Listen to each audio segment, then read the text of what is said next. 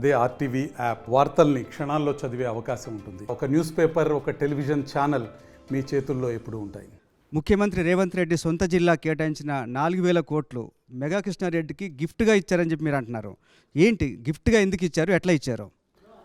చూడండి, ఫస్ట్ దీంట్లో 3,500 కోట్ల రూపాయలు అమృత్ దాంట్లో 3,500 కోట్ల రూపాయల వర్క్ వచ్చింది.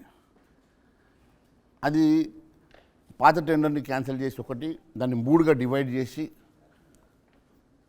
1,300 కోట్లు 1,100 కోట్లు 1,100 కోట్లుగా డివైడ్ చేసి ఒకటి ఆయన బావమరిది షోదా కంపెనీకి ఏఎంఆర్ కంపెనీతోటి జాయింట్ వెంచర్ చేసి ఆయన బావమరిది మన ఈ లిక్కర్ స్కామ్లో కూడా ఉన్నాడు, సృజన్ రెడ్డి లిక్కర్ స్కామ్లో కూడా ఉన్నాడు. ఆయనకు ఒక 1,150 కోట్ల రూపాయల వర్క్ ఇచ్చారు. ఒకటి కేఎన్ఆర్ కంపెనీలో తమ్ముడు తిరుపతి రెడ్డి ఉన్నాడు, దాంట్లో మీరు 1,150 కోట్ల వర్క్ ఇచ్చారు. ఈయనకి 1,300 కోట్ల రూపాయలు మరి మెగా కృష్ణారెడ్డికి ఇచ్చారు. నేను ఒకటే అడుగుతా ఉన్నాను, ఆ గ్లోబల్ టెండర్ చేయకుండా, ట్రాన్స్పరెన్సీ లేకుండా రాత్రి మీరు చీకటి జీవోలు ఇచ్చేసి మీరు 5% ఎక్సెస్లో ఆ వర్క్ ఇచ్చి దాన్ని ఇప్పుడు కేఎన్ఆర్ 30%కి సబ్లెట్ చేస్తూ ఉన్నాడు. అంటే 300 కోట్ల రూపాయలకి ఆ వర్క్ని 300 కోట్ల రూపాయల లాభం తీసుకొని ఆ వర్క్ని మీరు వేరే వాళ్ళకి సబ్లెట్ ఇస్తే ఆయనకు కూడా 10-20% లాభం ఉంటేనే పనిచేస్తాడు కదా. అంటే ఏ రకమైనటువంటి ఎస్కలేషన్ చేశారు రేట్లు? ఇట్లా 100 కోట్ల రూపాయలు మీరు ఎస్కలేషన్ చేసి కూర్చున్న దగ్గర మీరు 100 కోట్ల రూపాయలు సంపాదించుకొని ఈరోజు ఎన్నికలలో ఒక అభ్యర్థికి 100 కోట్ల రూపాయలు 200 కోట్ల రూపాయలు ఇచ్చి మీరు ఎన్నికల్లో మీరు కాంటాక్ట్ చేయించి ఈ రకమైనటువంటి డబ్బు. ముఖ్యమంత్రి కుటుంబ సభ్యుల మీద ఆరోపణలు చేస్తున్నారు. మీ దగ్గర ఏమన్నా ఆధారాలు ఉన్నాయా? నిజంగా స్పెసిఫిక్ అదే కదా బయటపెట్టింది, వివరాలు మీ దగ్గర ఉన్నాయా? అదే కదా నేను బయటపెట్టింది. ఆ కంపెనీ పేర్ల మీద అగ్రిమెంట్లు అయ్యే కంపెనీలు వర్క్ చేస్తూ ఉన్నాయి, ఆ కంపెనీలకు అలకేట్ అయినాయి, అవే కదా ఈరోజు ఆధారాలతో బయటపెట్టింది.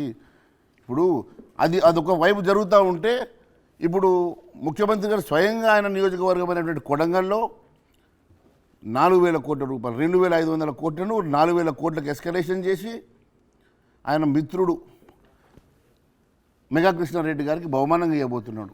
ఎందుకంటే ఆ మెగా కృష్ణారెడ్డి అనే మిత్రుడు మన ఎన్నికల్లో హ్యూజ్ ఫండింగ్ చేశాడు కాబట్టి 100 కోట్ల రూపాయలు ఈరోజు మన పార్లమెంట్ ఎన్నికల్లో సపోర్ట్ చేశారు కాబట్టి ఈరోజు ఆయనకు ఆ 4,000 కోట్ల రూపాయలు 2,500 కోట్లను ఎస్కలేట్ చేసి మరీ 4,000 కోట్ల రూపాయలకి ఇవ్వబోతున్నాడు. నేను ఒకటే డిమాండ్ చేస్తూ ఉన్నాను, వాటిని ఎందుకు మీరు గ్లోబల్ టెండర్ చేయడం లేదు? వాటిని ఎందుకు మీరు ట్రాన్స్పరెన్సీ ఎప్పటి వరకు అయితే ఈ ప్రభుత్వంలో జవాబుదారీతనం లేదో, ట్రాన్స్పరెన్సీ లేదో అప్పటి వరకు ఈ ప్రజాపాలన ఎట్లయితుందని చెప్పి అడుగుతా ఉన్నా. ఈరోజు 1,000 కోట్ల రూపాయల ఈ టెండర్ల గోల్మాల్లో కేవలం కాంట్రాక్టర్లకు దారాదత్తం చేయడం వల్ల కాంట్రాక్టర్లకు ఈ రకంగా మీరు ఇష్టానుసారంగా కాంట్రాక్టర్లకు మీరు చీకటి ఒప్పందాలతోటి ఇలాంటి కాంట్రాక్ట్లు ఇవ్వడం వల్ల కూర్చున్న దగ్గర వాళ్ళు సబ్లెట్ చేసి 100 కోట్లు సంపాదించుకునే, సబ్లెట్ చేస్తే 100 కోట్లు వచ్చే మరి 1,000 కోట్ల రూపాయలు వచ్చేటువంటి వర్కులు ఈరోజు మీరు ఈ రకంగా దారాదత్తం చేసి ఈరోజు ప్రజాధనాన్ని దుర్వినియోగం చేస్తూ ఉన్నారు. ఐశ్వర్రెడ్డి గారు, గ్లోబల్ టెండర్ అయి ఉంటే, ఇదే గ్లోబల్ టెండర్ ఈ 4,000 కోట్లు కానీ లేకుంటే ఈ 3,500 కోట్లు అమృత్లో చేసినటువంటి ఇది గ్లోబల్ టెండర్ అయి ఉంటే కనీసం 1,200 కోట్ల రూపాయలు మా ఖజానాకు మిగిలిండేది. అంటే ఈ టెండర్లో రూల్స్కి విరుద్ధమా? ఎస్, రూల్ ప్రకారం జరగలేదు. టెండర్లు సీక్రెట్గా, టెండర్లు ట్రాన్స్పరెన్సీ లేకుండా, జవాబుదారీతనం లేకుండా ఇప్పటికీ కూడా అంటే ఇవన్నీ మెగా కృష్ణారెడ్డి కోసమే చేశారని మీరు అంటారా? సరే, ఇప్పుడు ఆస్థాన గుత్తేదారులు మెగా కృష్ణారెడ్డి ఏంది, వాళ్ళ ఆస్థాన గుత్తేదారులు ఉన్నారు. ఒక కేఎల్ఆర్ ఆస్థాన గుత్తేదారికి తమ్ముడిని అంటబెట్టినాడు, ఏఎంఆర్ ఆస్థాన గుత్తేదారికి బామ్మర్దిని అంటబెట్టాడు. ఇంకొకటి మరి ప్రియమిత్రుడా, గతంలో ఇదే మిత్రుడిని నేను అధికారంలోకి వచ్చినాక అవినీతి సొమ్ము కక్కిస్తా, జైలుకు పంపిస్తా, సిబిఐ ఎంక్వైరీ చేయిస్తా అని చెప్పినటువంటి మరి రేవంత్ రెడ్డి గారు తెలంగాణలో కాంట్రాక్టర్ లేరా, ఆంధ్రాకి వెళ్ళి తెచ్చుకున్న కాంట్రాక్టర్ అని చెప్పినటువంటి మీరు ఈరోజు దేనికోసం ఈరోజు ఆయన మీద ప్రేమ వచ్చింది, ఎందుకోసం వచ్చింది అనుకుంటున్నారు? మీరే చెప్పాలి.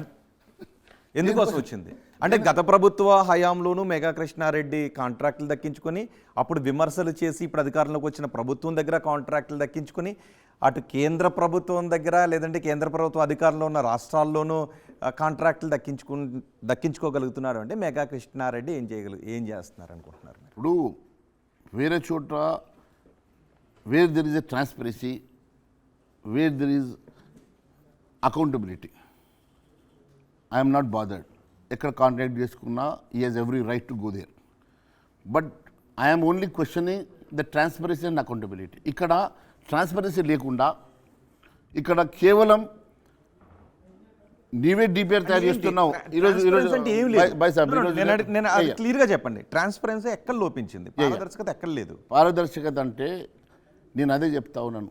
డిపిఆర్ తయారు చేసేది మెగా కృష్ణారెడ్డి ఇంట్లో.